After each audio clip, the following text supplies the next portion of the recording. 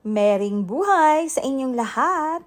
Kain tayo ng pansit bihon canton, paborito ng mga Pilipino.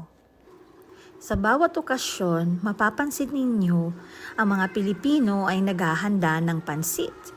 So hindi lamang ito masarap, may hatid din itong suwerte para sa pamilya.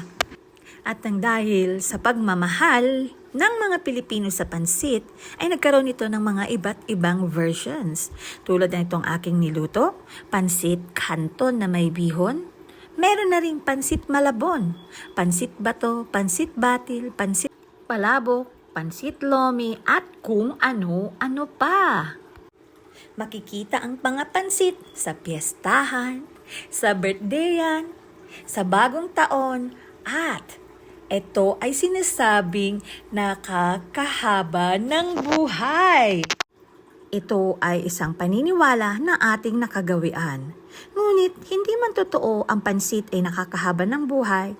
Ang pansit ay may mga magandang benepisyo naman na naidudulot sa ating katawan. Isa sa benepisyo na naibibigay ng pansit sa ating katawan ay ito ay nagbibigay ng carbohydrates na kung saan nagbibigay lakas para sa ating katawan.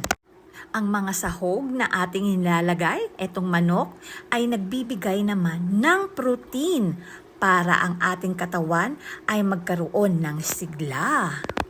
At ang mga gulay na ating nilalagay ay ito ay masusustansya. Kaya ang pansit ay isa sa powerhouse food na maituturing ng mga Pilipino. Isa ito sa pagkain na nagmula sa China. Kung maaalala natin na tayo ay sinakop ng China noong unang panahon. Sinisimbolo din ng pansit ng bawat hibla ang matatag na relasyon pangkultura na nag-uugnay sa mga sinaunang Pilipino.